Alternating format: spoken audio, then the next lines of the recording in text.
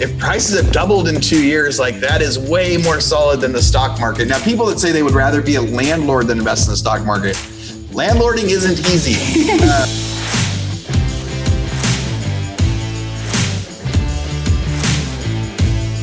So the question is this: how do most agents find the secrets to succeed in today's competitive real estate market, especially when the top agents are keeping those secrets to themselves?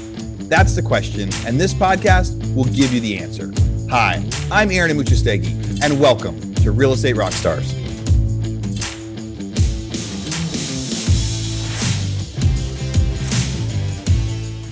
Hey Rockstars, this is Kelly Skevel, and I am a guest today on the Real Estate Rockstars show with Aaron Amuchastegui. Kelly, thank you for doing the intro. I put you on the spot and I said, hey, you got to do the intro to everybody today. Real Estate Rockstar listeners, you will recognize Kelly's voice. We interviewed Kelly a couple times on the show. She's done a few of these state of the markets with me, and her and I, whenever we turn on the mics, we could just chat for like 2 hours. And so we figured, well, we might as well continue to recording it as we get to talk about the news, because we're living in totally different parts of the world and things like that. So definitely different opinions of the news, different times, right? Yeah. So you're up in Ohio, right? New York. New York. Why did I get that wrong? So you're up in New York, but you're north of New York City. What's life like out there right now? Yeah. They're just starting to let us open up, like in terms of the pandemic, where schools are, because so many people are getting vaccinated. We're getting, I can't remember what the capacity is in restaurants, but we're really seeing some, a little bit more normalcy back in life, in terms of like, I guess still pandemic / post-pandemic. And then real estate is insane, as I'm sure it is everywhere in the country. It's been very busy, very stressful. And you, even when we first got on, you said you actually just got one in escrow that you either just bought one yourself or you're in escrow to buy. How are you finding deals for yourself right now? Yeah. So this one, we just closed on it last Friday. And this one, my husband found. It was off market. It was a couple that was splitting. And so we got it for a little bit under market value. And yeah, it was we're looking forward to it. It's a good buy for us. Good add to our portfolio. Yeah. Very cool stuff. So my first article, I think it kind of relates to kind of you living in, it's funny because New York, where you're in New York, it's like a whole different world than like New York City. But this article that came out on MSN says Skyline Tower sales on fire, signaling real estate comeback in Queens. So this would be the first headline I've seen since March last year that said real estate is strong, like in the city. It says Long Island City real estate market is showing signs of life after the COVID-19 pandemic froze the nation's fastest growing neighborhood a year ago at the Skyline Tower at 3 Court. Monthly sales more than doubled in March, with 20 units going into contract. This month was on fire and the team was killing it. So the tallest condominium building, in 67 stories with 800 units, total value of the project is the first $1 billion development. We're at 44% sold and will be 50% by the end of the spring. We've got 25 to 30 units occupied already. So so this thing, Skyline Tower, giant $1 billion building, and they're saying, hey, now it's starting to boom. Sales are starting to boom. Prices starting at $500,000 to $4 million over there. So have you seen anything else that talked about like the real estate coming back in the cities at all? I don't know that I've actually seen any articles saying that, but I can't even count the number of people that I've talked to that predicted that. I don't know if were you one of them that predicted that the cities, that we would see them come back, that people, even though it seemed like they were fleeing the cities, that they would be coming back shortly after we got a handle on everything. Yeah, there were a couple guys that we interviewed that kind of lived in downtown New York. And they were just very bullish. They said, hey, this is going to come back and buy right now and be strong. And it looks like now maybe we're getting the first signs of that. It says not only is the market coming back, but New York City is coming back. So let's hope that the world continues to open up, because New York City is kind of there's no way to social distance and function in New York.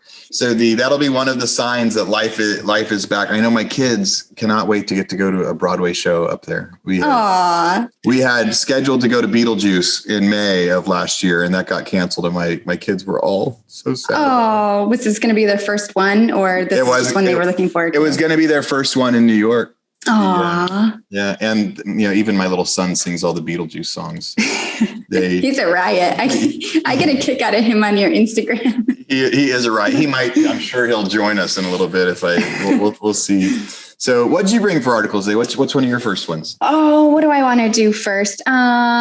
So this one, it's let's see who put this out. I think this was the one on CNBC. This is not the time for amateurs, says real estate agent in a fiercely competitive housing market. So I thought this one was interesting. I had a couple different takeaways than I guess what was in some of the meat of the article, but it talks about how agents are desperate to find listings.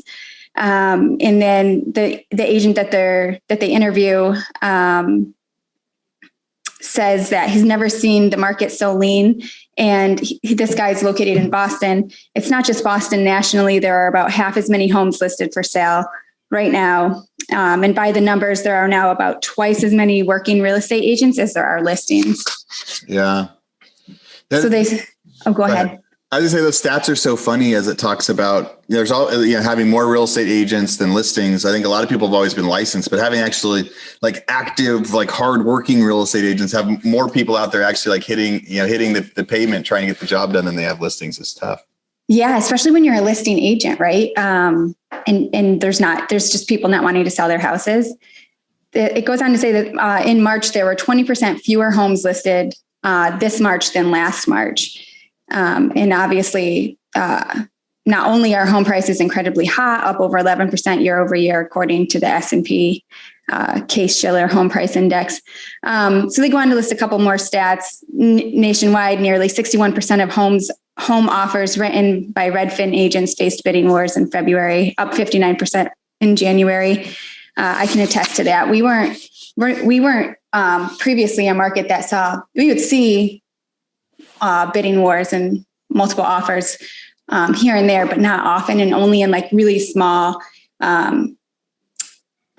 like really desirable neighborhoods. Now we're seeing them way out in the outskirts, like in the middle of nowhere. So it goes on to say that this bull that they interviewed, we're pulling out all the stops in terms of mailers, in terms of getting social media, networking, doing everything we can, working our channels and working our connections to get listings.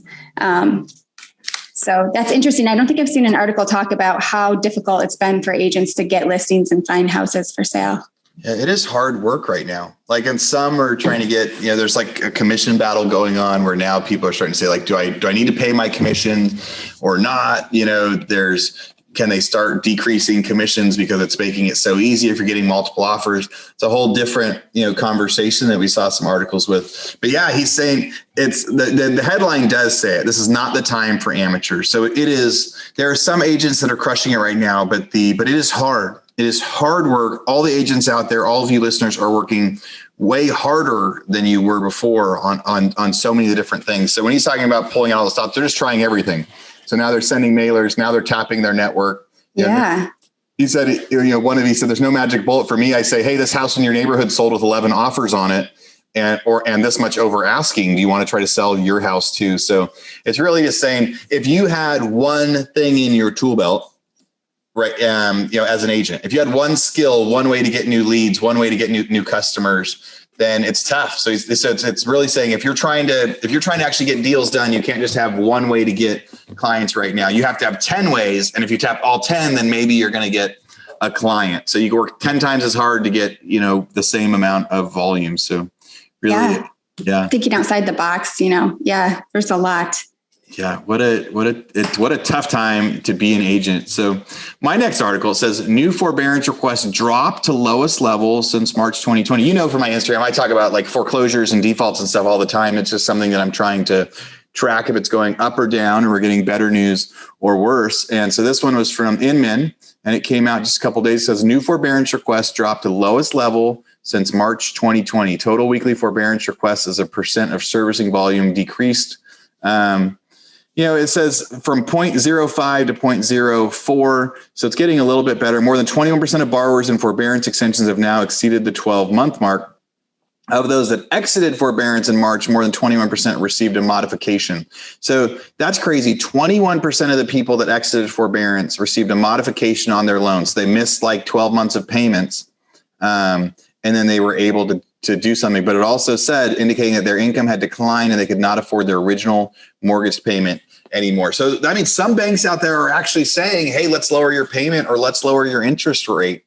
March was a turning point for the economy, with hiring shifting into higher gear, and hiring has been on the rise, for months out there. So the share of Fannie Mae and Freddie Mac loans in forbearance decreased to 2.72%. So are you surprised that the lenders are renegotiating? I kind of didn't think that they were at the end of the day. I'd heard a lot of stuff about payments would be tacked on to the end, but I didn't really expect them to lower payments for borrowers, especially borrowers that had so much equity in their houses. Is that surprising at all?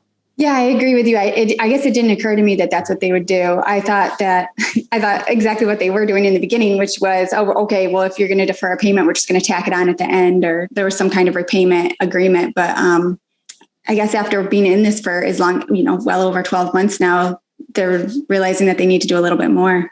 Yeah. Well, I guess I wonder what the other percentages are too. So if 20% of the people leaving forbearance got a modification, I'm sure there's also 20 or 40% of people leaving forbearance that are going to get moved into the foreclosure process of just realizing there is no workout. It could be some people sold their houses, or some people got their jobs back. Like the best case is jobs back. Do you think it's location dependent too? Like certain areas of the country where maybe the banks are being a little bit more willing to work with people, or? That would be a really interesting statistic to find out. If I was a banker, yes. I know right now lenders are, depending on what the person's job is. If they have a job in hotels, if they have a job as waitresses and things like that, they're calling and they're asking, business owners, like, what are the chances this person's going to be employed next month? Mm-hmm. Like, what are the chances you're going to lay this person off? What are the chances you're going to give them a raise? They're going into so much detail of job type that I have to imagine banks are also saying, even though the market's strong in a lot of places, we don't want that many loans in this area or in this place, or in cities where stuff is changing around a little bit. And I guess with rates being so much lower today, I mean, rates have started to go up, but I bet a lot of rates in the last 3 to 4 months were still much lower than they were for the people. So maybe they could almost refi them that way. Say, hey, let's lock you into a new rate. You were paying 5% before. We might as well, even though you wouldn't qualify for a refi because you haven't made payments in a while, maybe we lock you in at 4 instead. So that could be the example of a forbearance that still, gets people paying, gets them some sort of a carrot, but still doesn't bring their rate down to a full, reapplication. We'll see as that continues to change. What did you see? So you sent me an article about the city of Oakland. So tell us about that one. This one actually is, I think, from early March. So it says, California city of Oakland, latest to force diversity by inserting multiple units into single family home neighborhoods. There's a couple of pieces to it, but Oakland's Vice Mayor, Rebecca Kaplan, introduced a resolution last week to direct the city's administration and planning department to study how it can place fourplexes and otherwise single family home neighborhoods.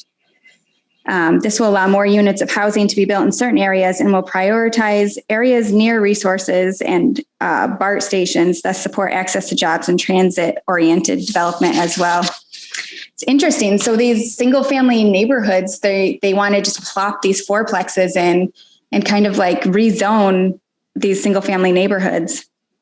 Yeah. So California, I know a few months ago, they said like PUDs, they were adding like a granny unit, and they're fast tracking granny units. So you can convert your garage into an apartment now, where that was never okay before, like in the city of Santa Barbara. Or if you want to add like a PUD in your backyard, they'll fast track it through permits and stuff like that. And I think that started to face a lot of kind of questions, lots of pros and cons. But their first fight was like, let's add a unit. adding a fourplex in a residential neighborhood. I've seen lots of cities that are pretty diverse, but I don't know if I would be, but I don't know if I'd be excited if I was, depending on the neighborhood. It seems like making a broad thing like that could actually hurt home values. Yeah, it was interesting because I was thinking the same thing. Like, will this affect the home values of the people that live there, the single family homes that are there now? But also it allows for more development and, more opportunity for different businesses and contractors. So I like that side too. Right. But yeah, I don't know. It's interesting. Yeah. I still think they just need to convert a lot of hotels into housing because so many hotels are struggling and a lot of them haven't pictured yet when they're going to be coming back. But yeah, it's poised to transform its single family home neighborhoods into diverse communities. And that's what I was saying. It would seem very diverse to see house with the yard, fourplex.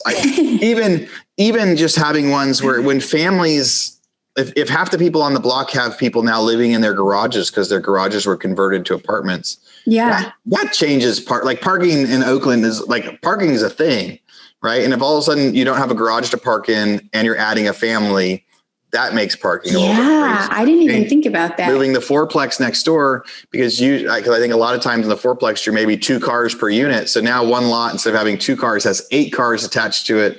Yeah. Really interesting. And I can imagine that these single family lots that are available are large enough to put a small parking area on. I mean, I've never been to Oakland. Do they have driveways? Is it normal to have driveways? Does everybody park on the street? What is that? The older houses have, there are places where there's driveways and garages and others where they don't, but they used to be very strict about any new development needed a garage and a driveway. So they required anything new to have off-street parking. Okay. But that has now started to change through the city of Santa Barbara, different part of California, but they're no longer requiring the same amount of parking that they did before, so they could get that. And so, yeah, they used to require a garage. They used to require, driveways, things like that, and any of the new stuff, because so much parking does happen on the street.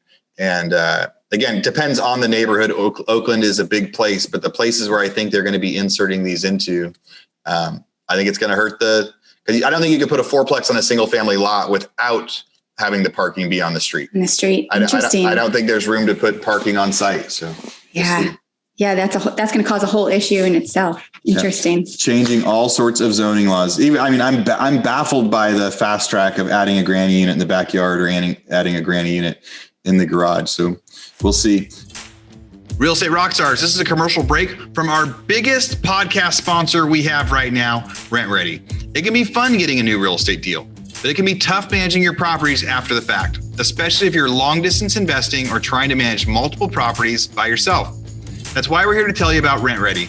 Rent Ready is a property management software that not only makes it easier to manage all your real estate deals from one platform, but they also have the best customer service support in the biz. They're an all-in-one app that lets you easily manage properties, collect rent, list units, screen tenants, sign leases, all from your phone or computer. Imagine all of your real estate doors right in your pocket. How awesome is that? The best part is it's so affordable, one flat price for everything. Unlimited properties, tenants, and support with a real live human. And I have to add in there, that's a new business model that not a lot of people are doing. There's like this freemium model where people say, hey, you can try this, but as soon as you grow, it's going to cost you a lot of money. Or they kind of punish you when you get too many emails on your list or too many comments. They aren't going to punish you when you grow. They're not going to charge you more when you get 10, 20, 30 rentals. They're going to charge you the same when you have 2 or 3 as they will when you have 50 or 60. So you have a nice fixed cost, all software, all in one place. Check it out, Rent Ready, RENTREDI.com. And if that's not enough, Rent Ready is giving our listeners a special code you can use to get a whole year of Rent Ready for just $54. Use code ROCKSTAR50, that's Rockstar50, and sign up for Rent Ready's annual plan at RentReady.com. Again, RENTREDI.com with code Rockstar50 to get Rent Ready for only $54. Big news in Texas, I posted 2 days ago. It says, Texas Supreme Court makes eviction filings easier. So if you Google Texas Supreme Court CDC, you're going to see so many different versions of this depending on who the reporter is.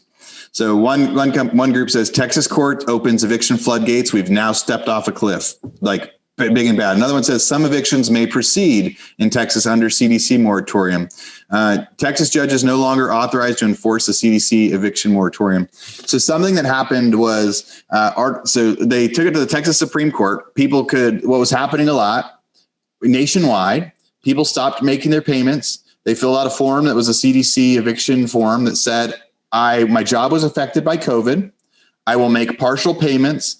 And if you evict me, I'll be homeless and it'll increase my chances of COVID. There's like 3 things on that list. Might be 1 or 2 more, but those 3 are on there because we've received a lot of them as a landlord. But there was actually no way to so if we said, hey, they're like this person we know is lying because they have a separate house. We actually had a resident that owned a house and was also renting ours, but not paying. And we were like, no, we can prove that he actually owns a house. Like his statement that he said, I'd be homeless. It's like untrue. Yeah. But the court we didn't even have a court. In some counties, the courts would close completely. Other counties, we could actually go make that case. And so it says the Texas Supreme Court makes eviction filings easier. It says CDC eviction moratorium has been extended to the end of June, but the Texas Supreme Court is not renewing these protocols for Texas Justice of the Peace course. I think it's going to be a big relief to landlords because right up until now, they felt like they couldn't do anything. It says eviction proceedings will be resolved by landlords and tenants. It said it will still apply in a few scenarios. But in theory, if someone went to their landlord and said, here's the declaration, the landlord could decide on their own if they want to post the eviction or not. So now they'll actually hear the case because before they said if they signed the CDC form, they just took it as truth. Now they'll actually, make them kind of prove it, which is also the other side of that. What these articles aren't saying is in Texas right now, for the people that have applied for rent relief, they are dishing it out like crazy. So we have had residents. So we've gone to all of our residents that have given us the form and we said, here's the paperwork that you go to. It'll take you 10 minutes. Go fill this out. And half of them did it and half of them didn't. The ones that did it, it paid all their back rent and their future rent until May. So some people it covered a year of rent payments. And so cool. So we don't need to evict them because they took the 10 minutes to fill out the form. But we have the other half of our people in default. They are refusing to fill out the form. They just don't want to. They're not going to take the 10 minutes. And because before we could not evict them because of the CDC eviction moratorium, they didn't want to take the 10 minutes. They were kind of like, I don't have to. I wonder now if they will. Yeah. So now that it's turned back on. So the big thing I was saying for a while is you don't need both. You don't need an eviction moratorium and rental help. Mm-hmm. If you're going to give people rental help, then you should be able to evict people if they refuse to essentially sign for the free money or not. So I think Texas is the first place that has now said, hey, this new nationwide law that says that you cannot evict people, we're not going to make that the law in Texas. And I wonder what might happen later with foreclosures, because that's fine. This is the first state saying we just aren't going to do this national thing anymore. And it upheld in the Texas Supreme Court. Yeah, that's interesting. Yeah. We here in New York, I was actually just on the phone with our real estate attorney a couple of days ago, and you have to present the hardship. If you even tell people that they have back rent, you have to present this hardship form. Mm-hmm. And there was like, anytime you talk to them, you're supposed to present it, even if we can get it to get to court in our area, which is super difficult. They still have the chance to fill out the form. And once they fill out the form, everything pretty much gets washed away. And like you were saying, like we can't the last thing that she had said was we're almost not allowed to even try to prove that that's not true, that the hardship isn't true. Yeah. So like you're saying, they could make something up, some bogus lie, and still like we have to take it as at face value on the form, on this like really short 1-page form. It's interesting. Yeah. And every city has been different. Every county has been different. We had some counties in Texas that would still hear the cases and they would say, all right, this is the authority. And in others where there was just they could close the courts completely. There's like, no, because of this, we've had enough of them. We're just not even going to open courts for a few months. So we will, Florida opened a lot of their services pretty quick. There's Idaho, Texas is now opening a lot more of their services. So some of these states will kind of they will pave the way to see what's next. And there's no note in this if the federal government essentially could, I guess, try to sue Texas or take it to a different level on a dispute. So we'll see what happens next. But as of this week, we actually had the judges reach out to us and say, now is the time.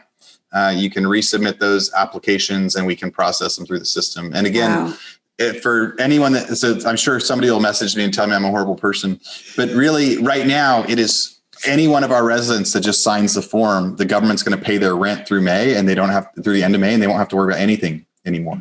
There's an absolute fresh start available to all of the residents in Texas if they legitimately have had a change due to COVID, right? So anyway, we will see. I promise all of you guys, I'm not a heartless person, but I do think that for the way the system is supposed to work, evictions and foreclosures are part of the real estate system. If you can't evict and you can't foreclose on people, then we're not going to see lenders or landlords wanting new people to come in. I like this last article that you sent over. So Market Watch, America think it's better to invest in housing than the stock market. Did you look in that article much? Yeah, it was interesting. It says the study found that over 90% of respondents preferred owning their primary residence rather than investing in the stock market.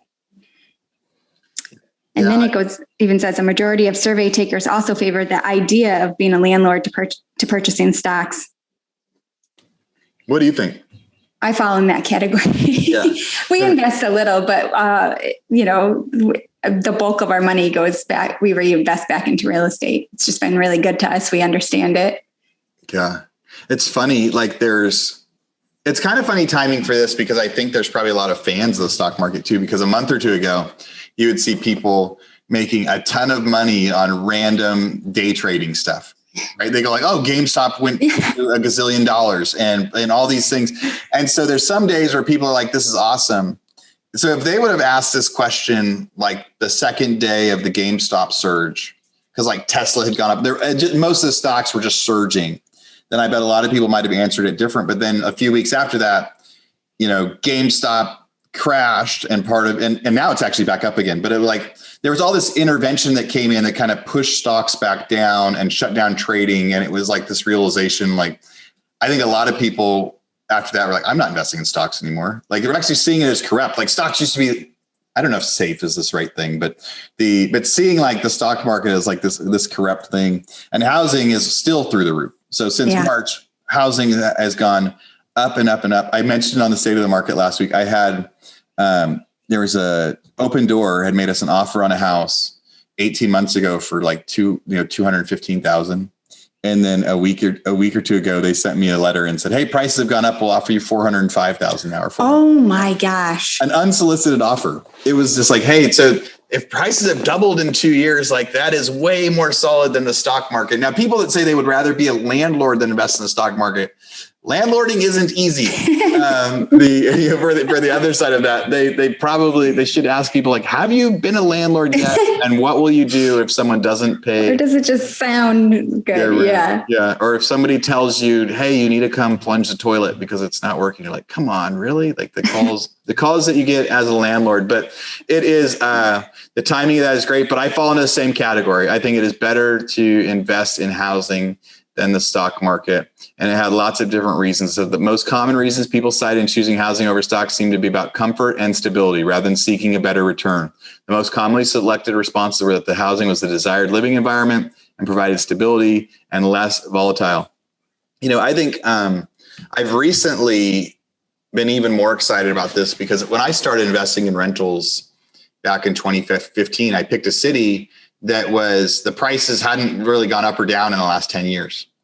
And I said, I'm not going to get any appreciation here, but this is nice and stable. As long as my rent is higher than my mortgage on it, this is a great way to invest. And every month I would buy more and more houses there. And I kept saying the prices in the city will never go up. I'm just going to try to get this nice, safe, stable win.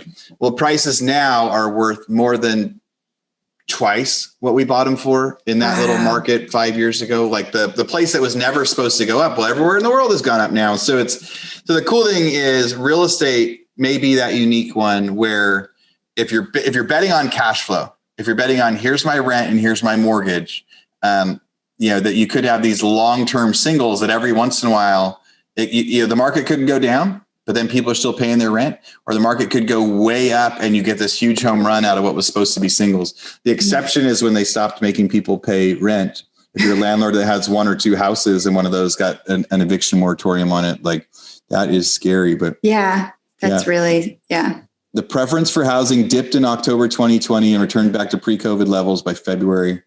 2021. Yeah. Do you invest in the stock market at all?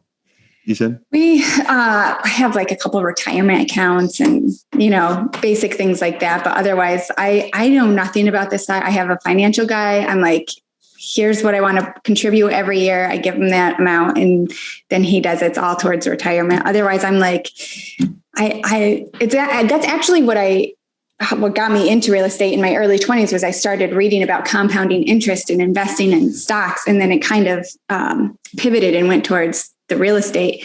So I don't know. I know like just enough to like nod my head and talk a little bit about it. You're like, I know how to order it.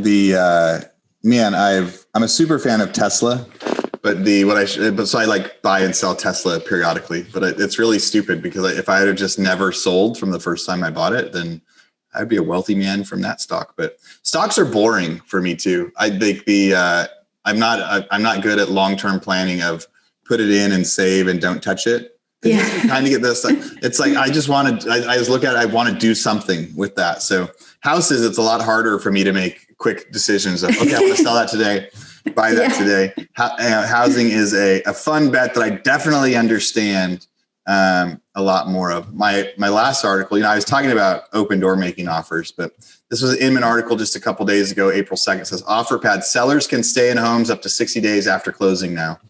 To help alleviate the stress of selling, OfferPad will give sellers the option of remaining in the home for up to 60 days after closing escrow. It allows sellers more flexibility in relocating to their new home. They previously had a 3-day extended stay policy where you could stay 3 days after they bought it. And now they're saying people could stay for 60 days after. I think that's, and so you could request a free 24-hour cash offer. You could sell your house and then have 2 months to move. I think that's pretty important because it's tough to find a house. Yeah. If you've got an extra house that you're not living in, it's a great time to sell. But if you need to actually buy right now, it is a tough time to sell because you also have to buy a house to move into. So is 60 days long enough, you think? Like, so you sell your house and also like, all right, you got 2 months to move in today's market. Do you think 60 days is, it's better than no days, but you think it's enough? I don't know. I don't know. It sounds like long enough, right? But like you said, in this market where there's nothing, where people are struggling to find things. And if you find something, it's going super fast, well over list price. It kind of goes back to incentivizing the sellers. So like in our previous article, this is a way to incentivize somebody who maybe, like you said, otherwise wouldn't have sold because they couldn't move out of their house within 24 hours. They couldn't find another house. Now they have 60 days. So that's interesting. Yeah. Like when I got that letter from Open Door, it like I was not considering selling that house. It was just an average rental. And then I got that email and I was like, oh my God, now I want to sell that house. Like, can I talk that renter into leaving because it's worth, cause I thought maybe it was worth 300. If they're going to pay me 405, like, let's do it. That's silly.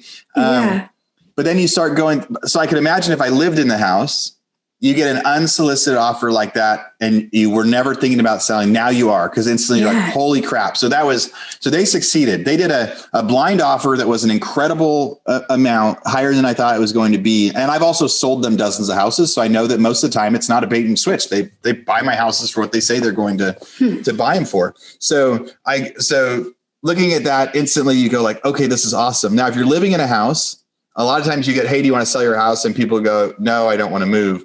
But now they say, whoa, here's an offer. It's a super high offer. So now the person living in their house goes, okay, maybe I do want to sell. Yeah. And then it says, and you've got 2 months to go find something else. If you take our offer, then they could start looking. So I think if OfferPad is doing it, then all of you agents should be doing it too. And if Open Door is doing it too. So, I think agents should be looking at their Rolodex, looking at the past clients, going out there and saying, hey, would you want to sell your house for this? Do you want to sell your house for this? You're making that offer, because the reality is I think a lot of people don't realize that they could sell for way more than they had previously, as part of that. So pretty fun, exciting times, but the lots of awesome real estate news today, Kelly. So how many investment properties do you guys have? We have 20 units now. And then do you have any active listings or buyers that you're chasing around right now? Oh my, yeah. I don't have any active listings. I have one big land listing. Any listing that hits goes under contract right away. I have a couple waiting to close, but I've got a bunch of buyers. Yeah. Well, my son did just join me. He just snuck out here right as we're getting ready to finish. So he threw on his Oculus headset. So I was like, I think I hear something. I look over and he's playing a video game right over there. So please, no one judge me. My 5-year-old son, he loves to come hang out in Dad's office and have fun. He never has a shirt on, right? Does he have a shirt on right now? He does not have a shirt on right now. So if my camera wasn't this way, I'd be able to show. He's wearing a swimsuit, nothing else while he comes in here playing. He said, I just went swimming. So Kelly, thank you for joining me on today's Real Estate Rockstars podcast. It's always fun getting to talk about the news with you. I can't wait to have you on here again. Thanks, Aaron. I always have fun too. Real Estate Rockstars. Thanks for listening. All right, Real Estate Rockstars. This is Aaron Muchastegui jumping in again to thank you for listening to the show. Hopefully you guys loved listening to that one. And I want to make sure that you know about all of the extra resources that we have. And also, we need your help. They say podcasts are free. You get to listen to podcasts for free. But what is the cost of that podcast? I would say if I could beg you to pay anything for that podcast, I would say the cost of the podcast is going and giving a review. So whether you download it on Google or Apple or YouTube or anywhere else, please go give us a review. Say what you liked, what you didn't like. It helps us get better guests. The more reviews, the higher we get in the rankings. Right now, we are the biggest podcast out there for real estate agents, and we want to keep that spot because we know there's lots of podcasts out there. So go give us a review. Also, be sure to go to hibandigital.com. If you liked any of the resources that those real estate agents talked about, we've got a huge video vault of those resources for free. Every penny that comes on the podcast that we interview, they give us something that helps them get their deals or helps them work with their clients. And we put that in the toolbox in our vault for you. So go to hibandigital.com and you can get it. If you're looking for real estate education, go to rebusuniversity.com. We have all sorts of courses in there to help agents succeed in real estate, how to get the listing, how to negotiate deals, how to become an investor, all sorts of different stuff, rebusuniversity.com. And if you want to chat with me, go find me on Instagram. And if you come find me on Instagram, you can send me messages. Tell me what you want to hear. Tell me what you liked, what you didn't like. We try to put a bunch of content out there too. You can find me in 2 different places. It's at rerockstars.com for our Real Estate Rockstars page, or at aaronandmuchastegui.com for my personal Instagram page, where I can chat with you about all sorts of different things. Thanks for listening. We'll see you again soon.